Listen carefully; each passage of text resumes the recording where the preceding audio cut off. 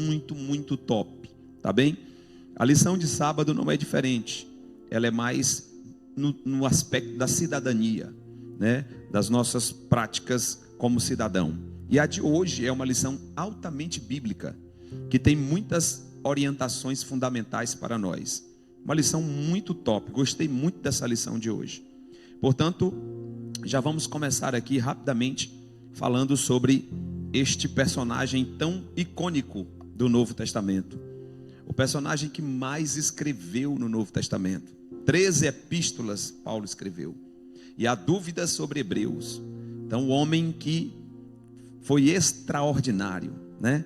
E vamos falar da conversão dele e do que isso tem a ver com a nossa vida e quais instruções aprendermos deste encontro glorioso de Saulo com Jesus. Amém? Muito bem. Então nós, na introdução, fala sobre a caminhada de Paulo, a empreitada. Ele está saindo de Jerusalém e sabe que existe um agrupamento de irmãos em Damasco. E ele teve sucesso em Jerusalém, porque ele estava na morte de Estevão. Estevão foi morto em praça pública, apedrejado por pregar o evangelho. E a Bíblia diz que Saulo consentia, estava junto, colaborando com os que estavam apedrejando, né? Então, a igreja estava, de uma certa forma, recuando em Jerusalém na ótica humana. Mas enquanto o diabo pensa que a igreja está sendo abatida, Deus está provendo novos eventos, novos territórios, novos ambientes e novas mentalidades. Então Deus é tremendo, não dá para parar a obra de Deus. Apesar desse avanço contra a igreja em Jerusalém, Paulo está cheio de motivação, é a introdução. E agora ele está indo para Damasco com cartas, autorizações contra os crentes, decretos contra os crentes. Mas o Deus que muda decreto esperou Saulo no caminho de Damasco. Uma coisa importante para falar com os irmãos ainda na introdução, já não estando mais nela, mas é que este homem era membro do Sinédrio, o seleto, o STF do judaísmo. Este homem era membro do Sinédrio, não era qualquer pessoa, um homem de muita influência, tanto política quanto religiosa. Outra curiosidade importante é que não existe conversão de Saulo em Paulo, não existe isso. Apesar de termos um hino da harpa que diz: transformado foi Saulo em um Paulo. Apesar deste hino e da inspiração, e esta pequena falha não tira a beleza do hino, mas Saulo é o nome hebraico, é o nome hebraico de Paulo, e Paulo é o nome latim. Paulo quer dizer pequeno, e Saulo vem de Shaul, de Saul. É um nome de Saul com um prefixo a mais, Saulo, tá? Então Saulo é o nome dele hebraico. Não houve essa conversão de nome, houve a conversão de mentalidade, de coração, de alma, de espírito. Essa houve, mas de nome não, continuou sendo o mesmo nome. Por que então, nas escrituras, a partir do momento da sua conversão, predomina o Paulo? Porque tem a ver com a sua chamada, tem a ver com o processo e o projeto de Deus na vida dele. Pois Paulo vai sair para pregar aos gentios, e o que predominava fora das fronteiras de Jerusalém era o latim. Diga comigo, latim, língua romana, prevalecia em muitos ambientes fora da região de Jerusalém. O latim e o grego para quem era comerciante, o latim para quem era normal, cidadão normal. Amém? Então Paulo é latim, nada mais apropriado o nome em latim para pregar para os irmãos, ou para os gentios. Amém, irmãos? Primeiro ponto da nossa lição fala sobre a conversão de Saulo, um ato da graça de Deus, ou glória. Diga comigo, graça de Deus, favor imerecido. Deixa eu trazer para os irmãos uma ilustração do que seja a graça de Deus. No Antigo Testamento tinha uma água consagrada ao Senhor, que era usada no final dos sacrifícios.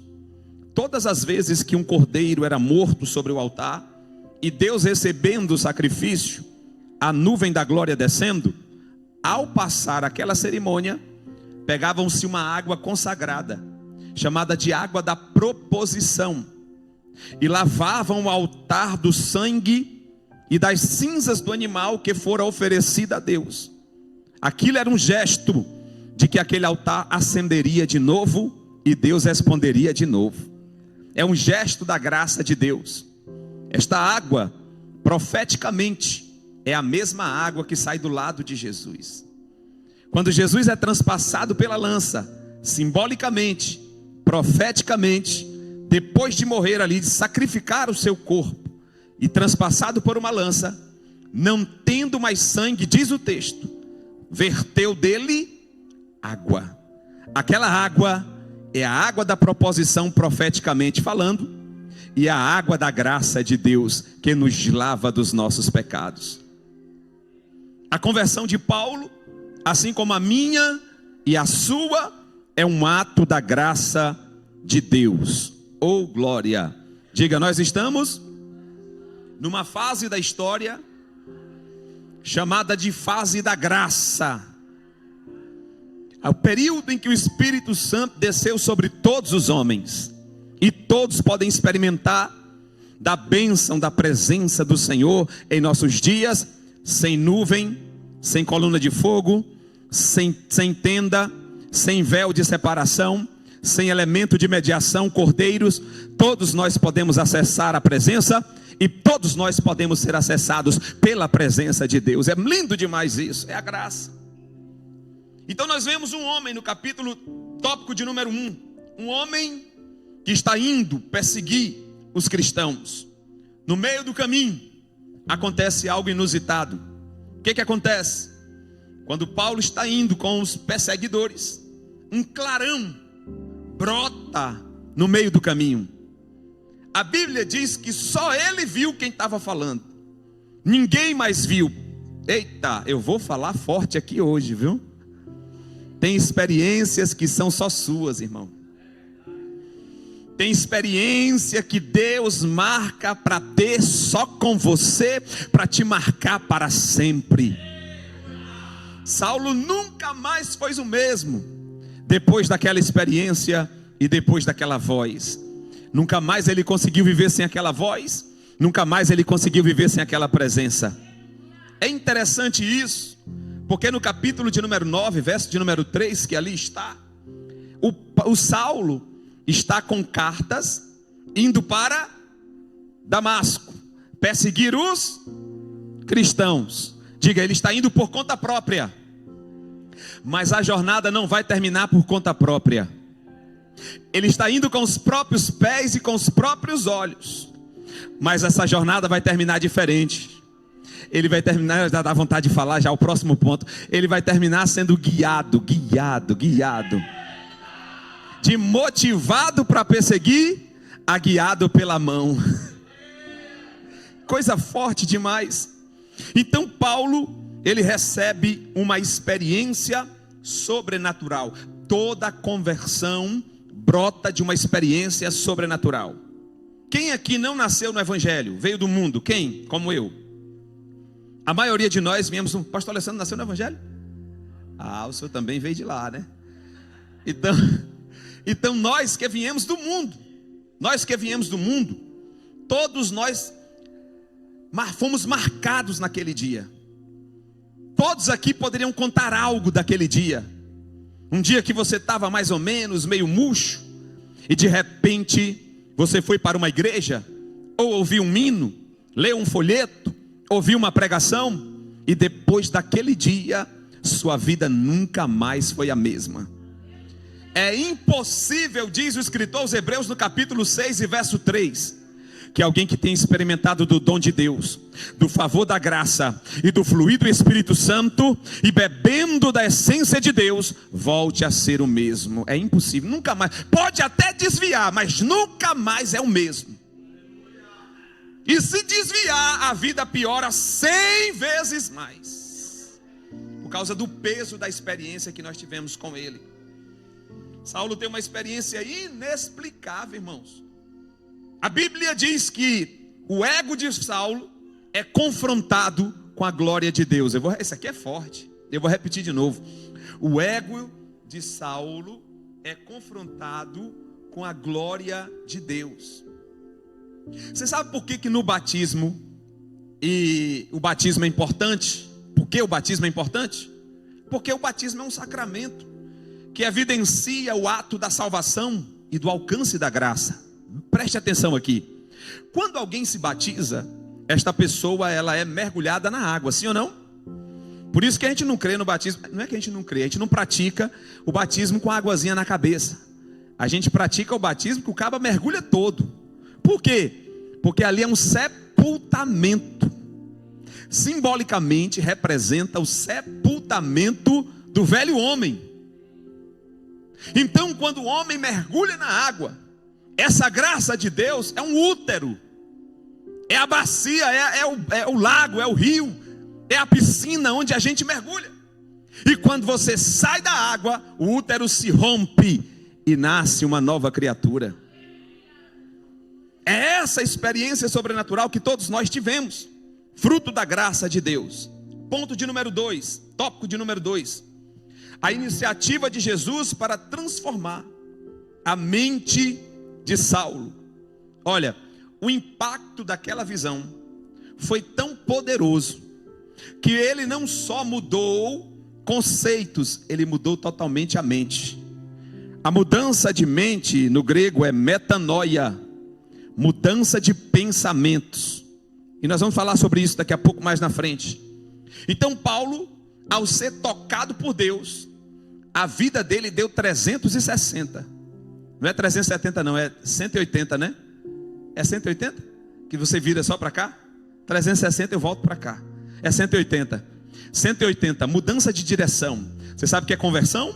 Mudança de direção. Conversão é mudança de direção.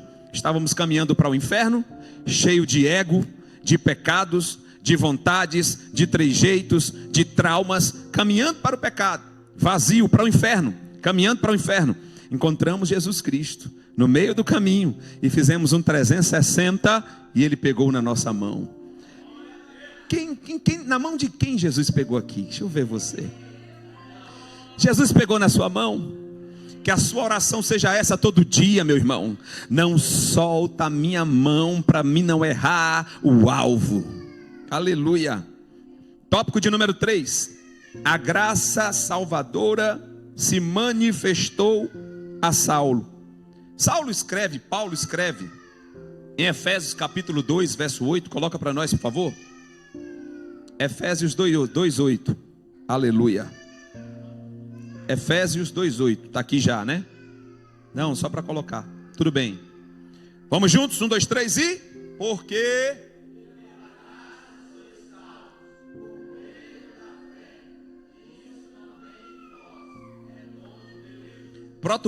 Próximo verso.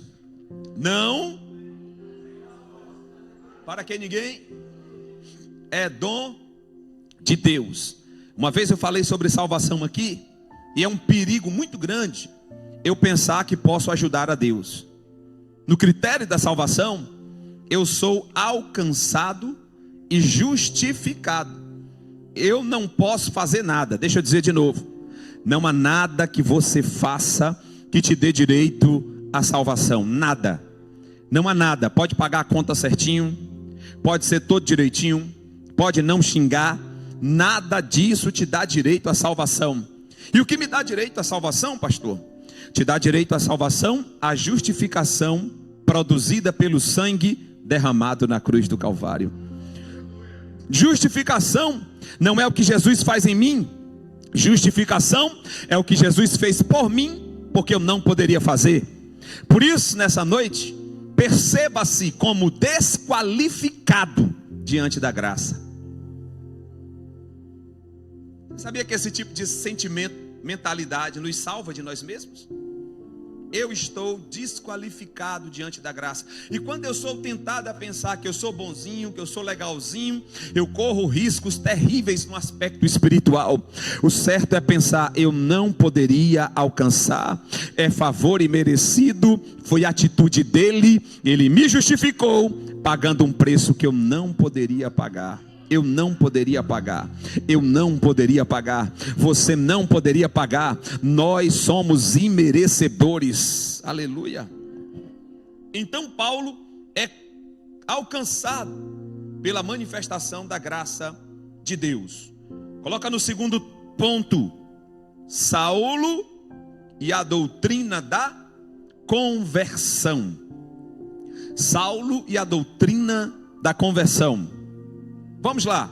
No ponto 1, no tópico 1, fala sobre a conversão começa no arrependimento.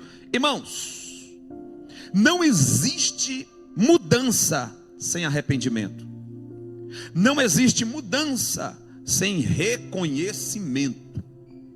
É necessário que sejamos confrontados de tal forma pela presença e pela palavra que gere em nós desconfortos espirituais.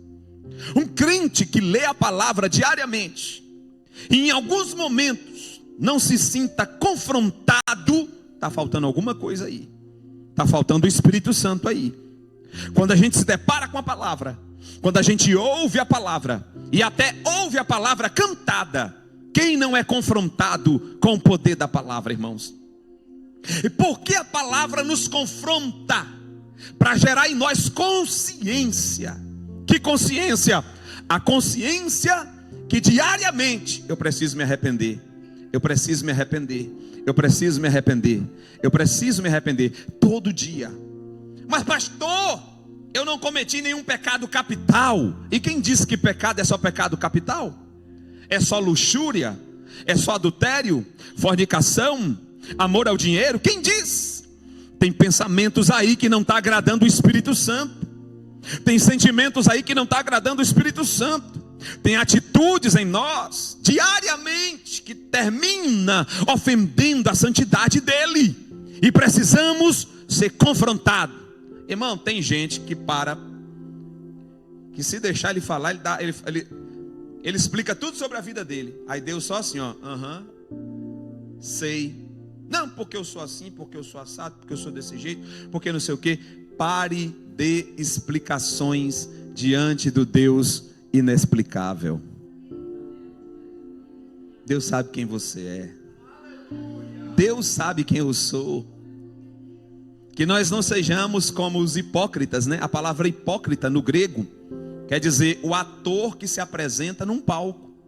É uma palavra grega que fazia parte das peças gregas. Quem era o hipócrita? O ator principal que se apresentava no palco. A palavra foi apropriada para quem não vive uma essência verdadeira. E Deus está dizendo nessa noite: não adianta camuflar. Eu sei quem você é. Interessante que Deus falou isso para Laodiceia. Para Laodiceia, que só foi repreensão e repreensão e repreensão, Deus começou falando: eu conheço as tuas obras. Sei que não és quente nem frio, és morno. Irmãos, eu tenho falado muito sobre isso aqui para nós. Não aceite ser mediano. A palavra medíocre quer dizer mediano. Não avançar a mais ou não romper, não se superar. Mediocridade. Não seja mediano. Busque todo dia romper alguma coisa em você. Busque todo dia se superar de alguma forma. Busque todo dia avançar e desenvolver-se em algum aspecto. Esse é o nosso desafio. Amém, irmãos? Quem está aqui ainda nessa noite? Então Paulo, ele foi transformado, convertido pelo arrependimento. Se arrependeu. Ele se arrependeu. Meu Deus. Onde há arrependimento, não há espaço para justificativas. Onde há arrependimento, não há espaço para explicações. Senhor, só me perdoa. Você vê que no Salmo 51, Davi nos dá uma lição poderosíssima. Quando ele diz: Senhor, a minha atenção está num lugar. Qual lugar, Davi? Na tua presença, no teu espírito e na alegria da salvação. Eu só não posso perder isso. E às vezes a gente está perdendo isso por causa de situações que a gente tem que encenar, representar. Mas Deus está falando nessa noite com alguém: arrependa-se de alma. Talvez essa falta de paz seja produto da falta de um verdadeiro arrependimento. Arrependa-se como Paulo se arrependeu. Ponto de número 2. Tópico de número 2. A conversão de Saulo promoveu uma transformação pessoal. Ora, como crente que nós somos, todos os dias nós precisamos aprender que nós precisamos mudar. Aquele conceito de Gabriela, que não é a Gabi aqui da irmã Josi, mas de Gabriela, eu nasci assim e vou morrer assim, aquilo não representa nós. Aquilo não tem nada a ver com o evangelho. Não é porque você nasceu assim que você vai continuar assim. Você precisa evoluir. Fala com o irmão do seu lado, diga para ele: evolua. Cuidado para não estagnar. Então Paulo teve uma transformação pessoal. A pessoa de Paulo foi transformada pelo poder da luz de Jesus. O profeta Naum, quando falou de Jesus, referindo-se ao seu nascimento profético, ele disse: na pequena Belém Efrata, cidadezinha pequena, mas poderosamente simbólica, na pequena Belém Efrata brilhou uma luz. E uma certa feita, em um sermão, Jesus disse: eu sou a luz do mundo.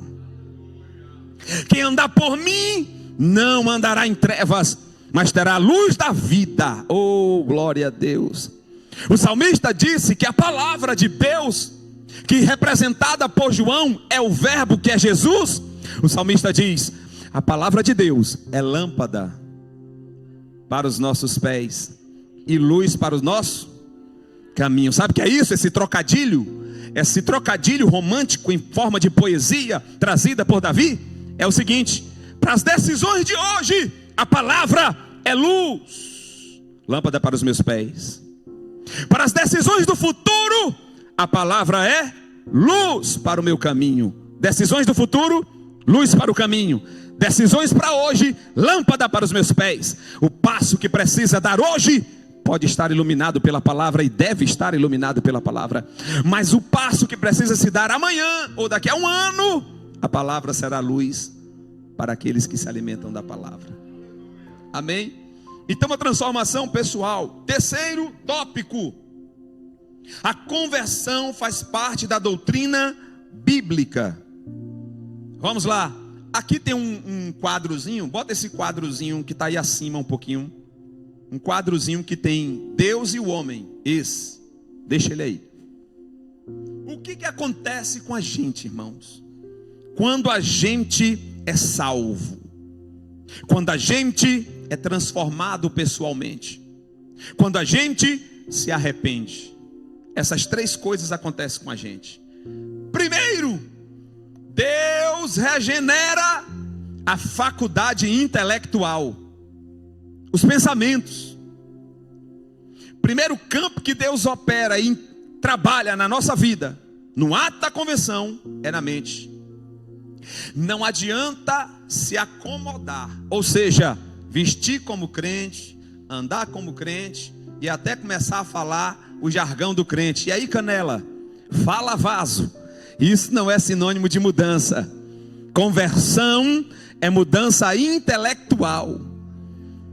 Pensava de um jeito, agora pensa do outro. Lia e enxergava a vida de um jeito, mas agora enxerga de outra forma. Tinha dificuldade de perdoar, mas os pensamentos se renovaram e agora tem facilidade de perdoar.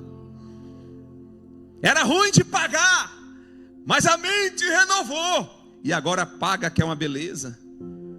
Era ruim de respeitar os outros, porque o ego dele era tão exacerbado e os traumas não permitiam que ele tratasse o outro como igual ou melhor. Mas depois que aceitou a Jesus, começou a olhar as outras pessoas de maneira diferente.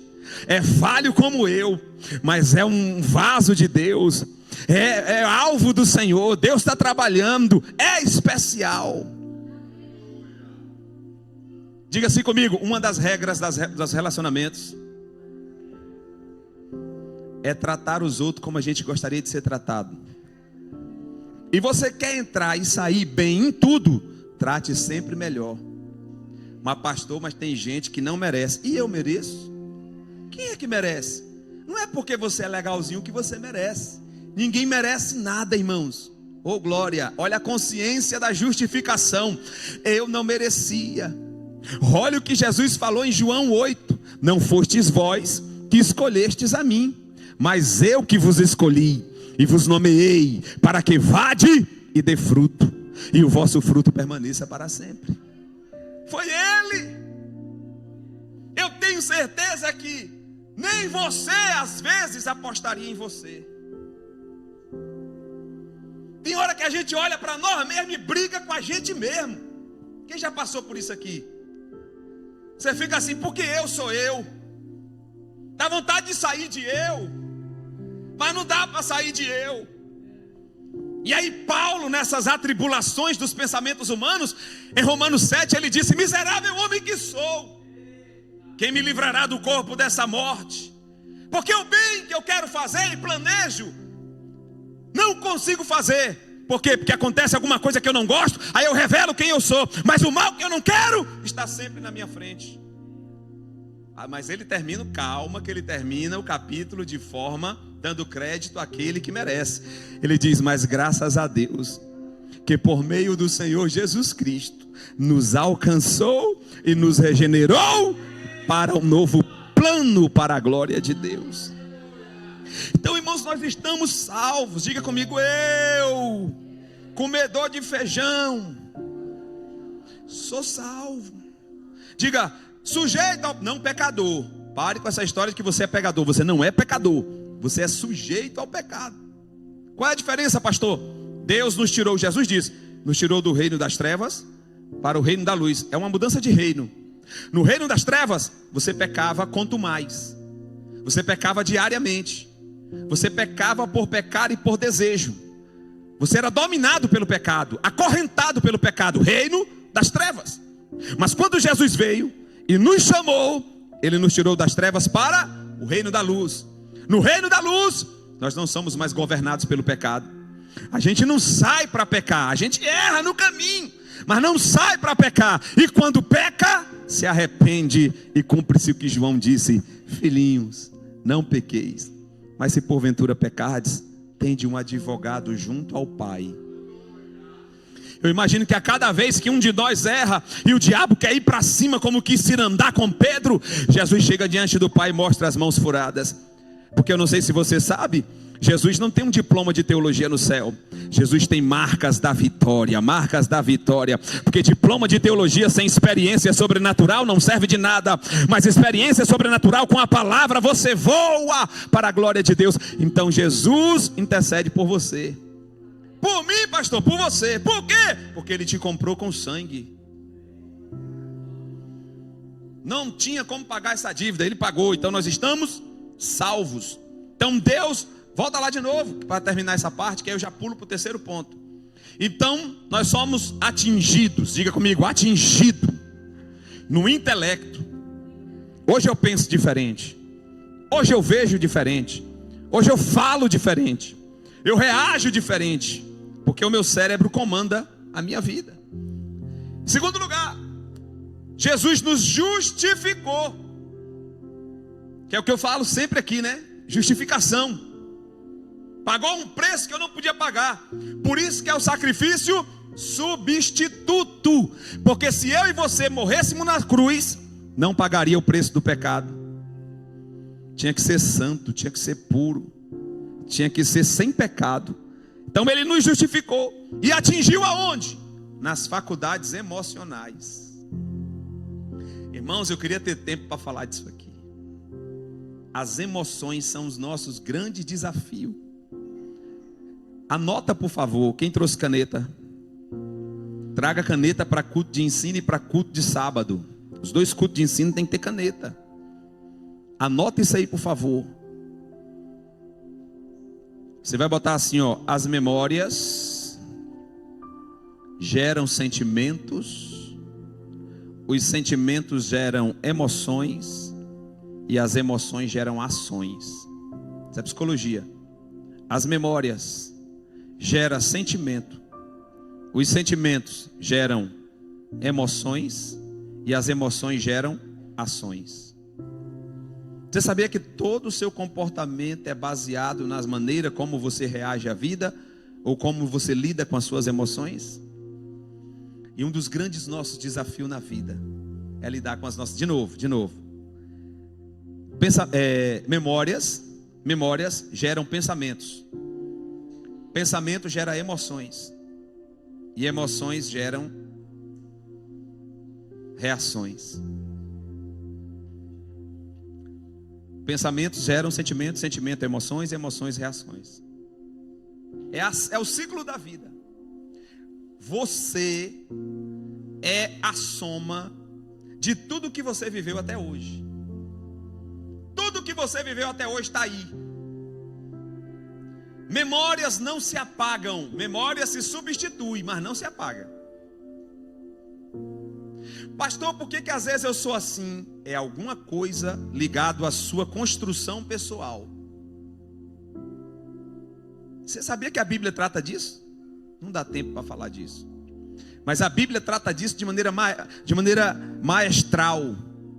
A Bíblia trata de emoções de maneira poderosa. Quando ela fala de memorial. Memorial, memória. Memória produz sentimento. Sentimento produz emoções. Emoções, reações.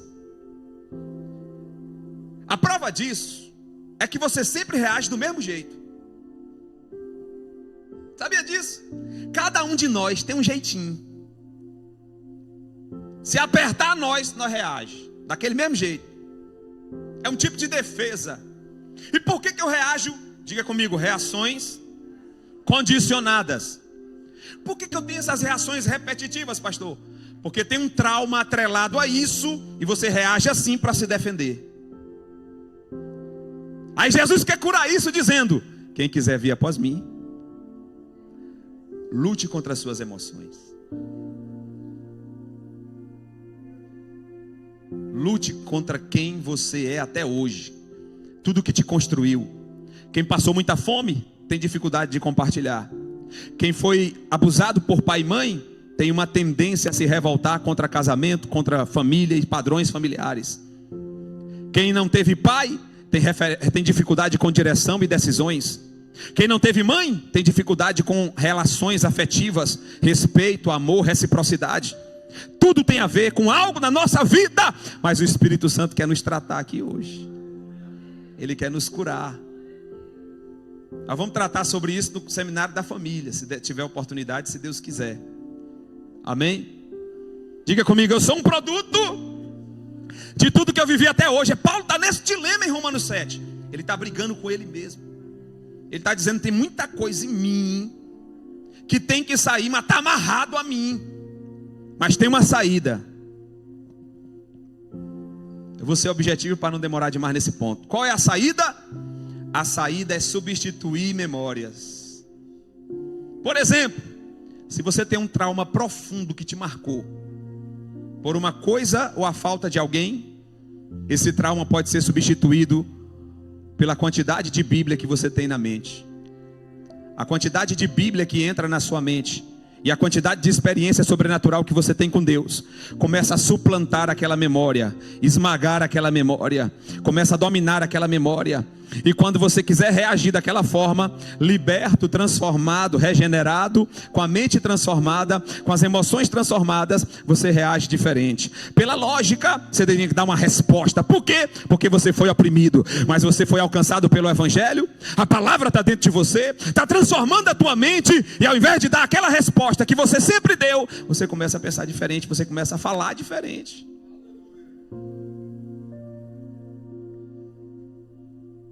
Eu tive ausência de pai, então eu tinha que ter preparo para tudo. Eu tinha frases para lidar com meus amigos. Minhas defesas, cheio de defesas.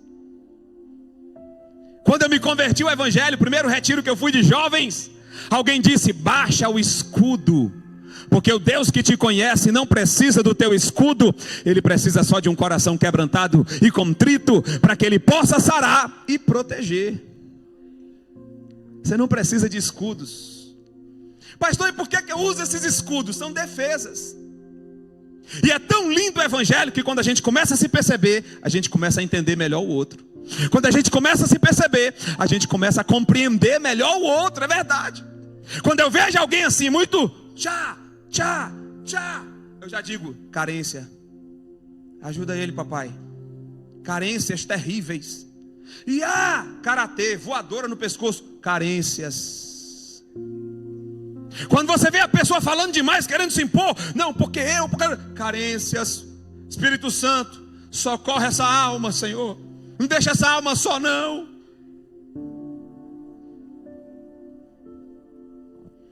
Nosso segredo é esvaziar. A Bíblia diz que ele aniquilou-se, abriu mão da glória para dar exemplo para nós. Guardou a glória de ser Deus, assumindo a forma de homem, sem deixar de ser Deus. Isso é lindo demais. Abra mão, irmão. Um dos segredos da vida é abrir mão. Abra mão. De quê, pastor? De estar certo. Anota essa frase poderosa aí que chegou agora do céu. Anota essa frase aí. Na vida, ou você é feliz, ou você está certo.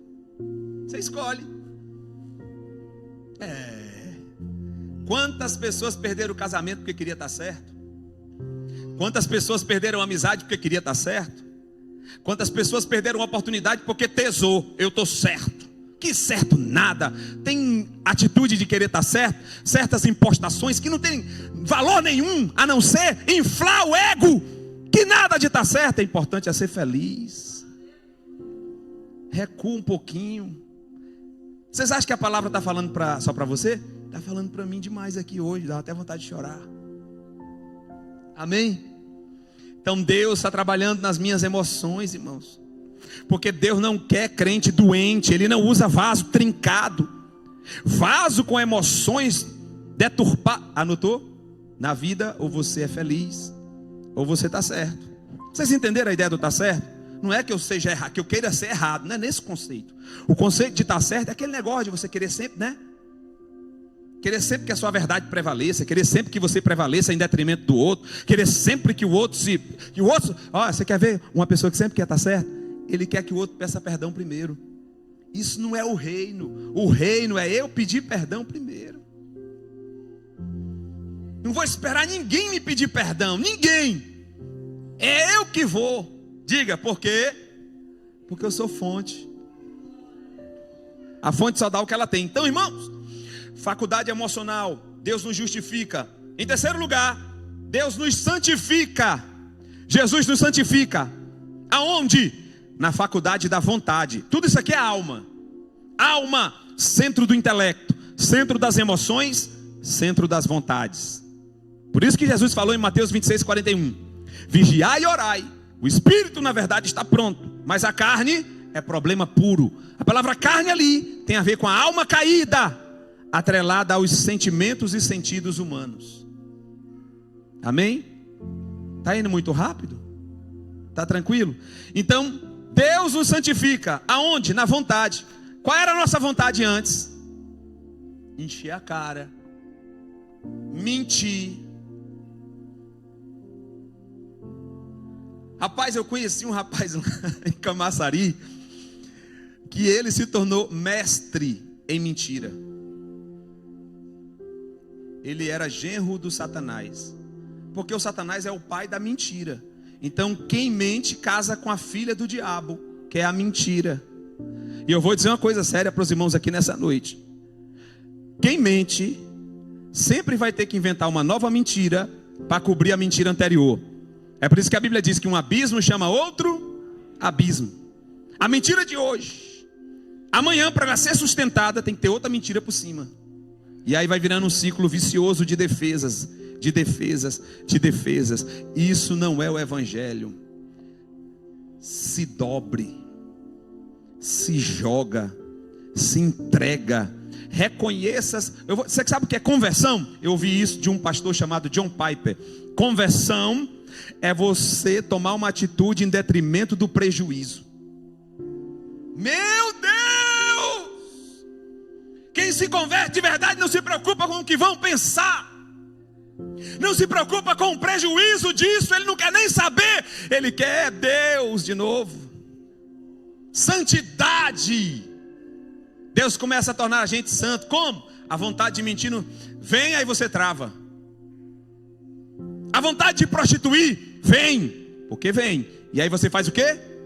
Trava, bloqueia. Os namoradores aqui, quando vê uma mulher na rua, tira a vista.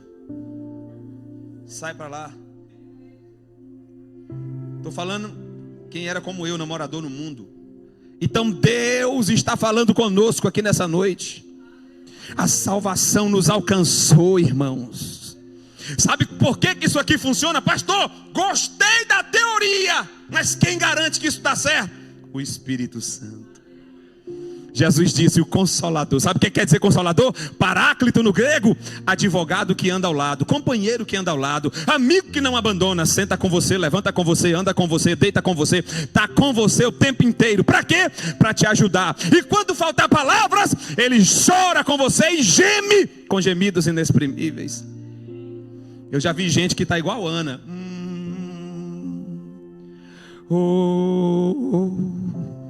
Não tenho nem palavra mais.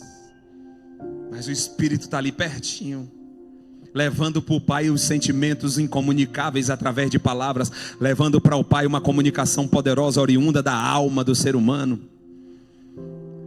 Tem quanto tempo que você não chora, hein? Quem é que é duro de chorar aqui? Mas eu era duro de chorar. Mas quando eu me converti lá, há muito tempo atrás, uns 20 anos atrás, eu não me lembro, eu acho que eu chorei quando criança umas 2 ou 3 vezes, mas não chorava, não era de chorar. Minha avó, que eu amava tanto, morreu, eu fiquei parado assim, ó. Isso não significa dizer que você não está destruído por dentro, mas eu não tinha bloqueio de chorar. Mas quando eu me converti, eu fui, uma das primeiras festas que teve na igreja, ficou cheia a igreja, não tinha lugar mais para ninguém. E eu pegava na parede de fora da igreja, pelo lado de fora. Eu pegava na parede, quando a banda tocava, a parede treme, né? Vibra. E na minha cabeça aquilo era Deus me tocando. E se acabando de chorar. Eu evitava os meus amigos, porque quando eu encontrava os amigos, e aí, doido? Mudou, que é isso? Tá maluco? Ó, a Bíblia na mão, ficou louco de vez, e agora andando apertado, com botão preso na garganta, você é maluco? Aí eu começava a dizer, rapaz, aconteceu um negócio comigo. E aí não aguentava, começava a chorar. Ixi, rapaz, eu tô chorando, velho. Deixa eu sair daqui, que coisa, tô ficando com vergonha já. Quanto tempo você não tem chorado? Bora chorar um pouquinho? Bora chorar, irmão? Toca pro irmão que está do seu lado, diga para ele assim, chore mesmo. Mas não é de remorso.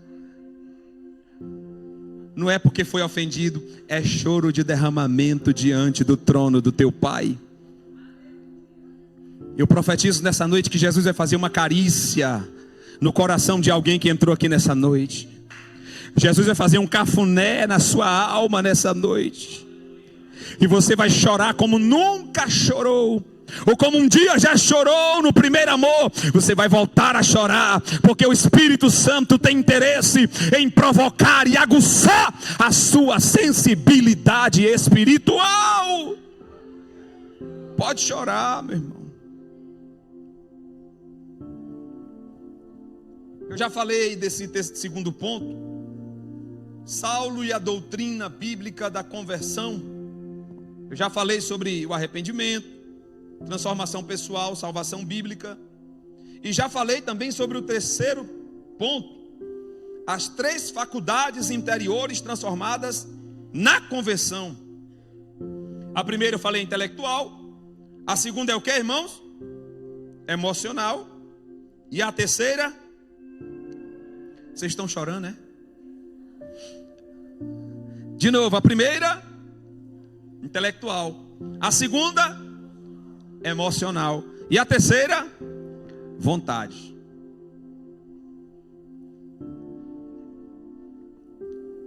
Se você está com a vontade de pecar daquele jeito, peça o Espírito Santo para dar uma mexida dentro de você. Por quê, pastor? Porque essa vontade está muito carnal. Amém? Agora, quando Deus muda o meu intelecto, meus pensamentos, e Deus muda as minhas emoções, que pode se exemplificar pelo coração, né? Deus muda as minhas emoções, ou melhora as minhas emoções, ou coloca novas emoções. Sabe o que acontece? A vontade, que é o resultado final, é de adorar. A vontade é de estar aqui terça-feira de noite, depois de um dia de correria. A mente às vezes doente, a cabeça apertada às vezes, as pernas doendo, mas está aqui. Que vontade é essa? Me explica, você sabe explicar isso? É o Espírito Santo de Deus em nossa vida, irmãos. Ele começa a nos dar novas vontades, novos objetivos de vida. A gente começa a olhar diferente. Sabe, quando eu era do mundo, meu desejo era que chegasse a sexta-noite para ir para a balada. Sábado à noite tinha um happy hour. E domingo à noite ainda tinha um churrasco na casa dos meninos, regado a bebida. Mas quando eu me converti, meu desejo era o quê? Sexta-noite, vigília dos jovens. Sábado à noite, encontrão dos jovens. E domingo, culto na igreja. Ficou doido, mas está feliz. Amém. Faça uma reflexão com você mesmo. Que vontades têm prevalecido em mim? Que vontades têm prevalecido em mim? Tem gente que é assim, ó. Vou pra praia. Yes! Finalmente, Deus! Obrigado, Deus! Bota o somzão lá. Desce pra praia. Cooler cheio de refrigerante. Vocês não são bobo, frango assado. Esse dia a Camila disse, pelo amor de Deus, que vergonha. Fique vergonha que nada, rapaz. Bota esse frango pra cá com essa farofa do Pingo Doce. Meus irmãos, mas isso é acréscimo, é detalhe. Felicidade de verdade tem culto. Eu vou pedir o Espírito Santo de Deus para tocar na gente, para dar apetite espiritual, viu? Dá apetite espiritual a esse crente. Não é nós aqui não, é o da live que não quer vir para o culto. Dá apetite espiritual a esse crente, Jesus. Pega esse crente, Jesus. Derruba esse crente da cama. Bota a formiga. Dá a inquietação de Nabucodonosor para esse crente. Que o Espírito Santo te ajude a ter vontade de fazer o que agrada ao Senhor. Que o Espírito Santo te dê vontade, desejo de tirar aquele tempinho, aquele time, só você e Ele. Que você sinta saudade do cantinho, só você e Ele. Sem vozes, sem telemóvel, sem nada, só você e Ele. Você quer ver se o crente está avivado? É quando o crente tem facilidade de perdoar, tem facilidade para amar, enxerga o outro um pouco melhor e tem desejo do cantinho com o Pai. Aí está avivado. Você é crente avivado. Amém? Vamos terminar aqui. Para isso as missionárias estão em guerra. Amém? Fala igual o pastor Robson. Eu decidi tirar tempo com Deus e para Deus. Tempo com Deus, seu particular com Ele. Para Deus, aqui. No evangelismo, nas programações, no louvor. Tudo que te vier à mão para fazer, faze conforme as tuas. Em outras palavras, faz o seu melhor. Não é melhor do que os outros, é o melhor de você mesmo. Mas faz o seu melhor. Amém? Lindo demais isso aqui. Saulo sai da experiência com Deus, guiado pela mão. Você viu que o texto não diz quem pegou na mão de Saulo? A gente não sabe quem pegou na mão dele. Mas o texto diz que pegaram-no pela mão e o conduziram para onde ele deveria ir. Agora é interessante isso aqui. Depois da experiência com Deus, Saulo descobre que está cego. Em outras palavras, eu nunca tinha enxergado de verdade. Eu pensava que sabia, eu pensava que via, mas eu era um cego. Para terminar, vocês sabiam que eu acho que foi aqui nesse encontro? Foi nesse encontro que nasceu 1 Coríntios 12. Depois que ele trata da ceia no 11, no 12 ele diz, nós somos um corpo, interligado como membros de um corpo. E aí ele diz, e este corpo tem um cabeça, que é Jesus Cristo. Quem está entendendo? Porque observe, Saulo está indo perseguir quem em Damasco? Quem? A igreja. Mas quando Saulo, no meio do caminho, se depara com Cristo, quem é que Jesus disse que Saulo está perseguindo? Bora, raciocínio. Quem? Saulo está perseguindo a quem? Saulo, Saulo, porque me... Quem persegue você, persegue quem? Você está pensando que você é qualquer biscoito solto? Você é membro de Cristo. Ali talvez tenha nascido esse conceito de Paulo. Ora, se eu estou perseguindo os cristãos, ele diz que eu estou perseguindo ele, logo ele é o cabeça, e eles são o corpo, estão ligados uns aos outros. Amém, irmão? Por isso que existe isso aqui, irmão. Por isso que nós temos que congregar. Por quê? Aqui nós funcionamos como corpo, e aqui nós carecemos do cabeça. Tá atribuladinho? Tá molezinho? Tá borocochosinho? Tá tristezinho? Qual é o melhor lugar para se ir quando se está triste? Tem gente que fica triste e não quer ir para a igreja. Eu não entendi. O melhor lugar para você ir no dia que você estiver deprê, mal, sem querer ver ninguém, é a igreja, irmão. Por quê? Porque está o cabeça mais forte aqui. É a geografia que o cabeça está fluindo de maneira... Não, eu não. Eu sou cabeção também, mas é o cabeça dos cabeça. Está fluindo de maneira mais maravilhosa. Oh, glória a Deus. Quando você liga para alguém e diz assim, por que não veio? Hoje hoje você não entendeu.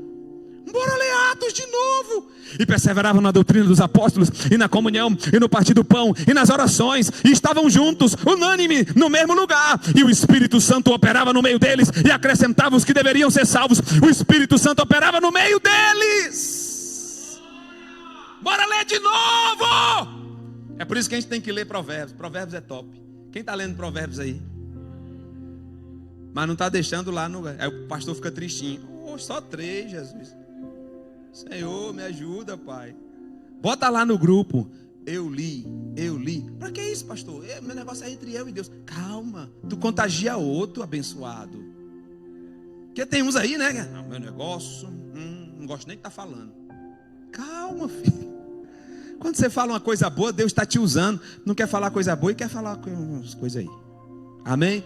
Vamos nos colocar de pé em nome de Jesus. Nós já vamos para a ceia do Senhor, viu? Para quem não foi domingo.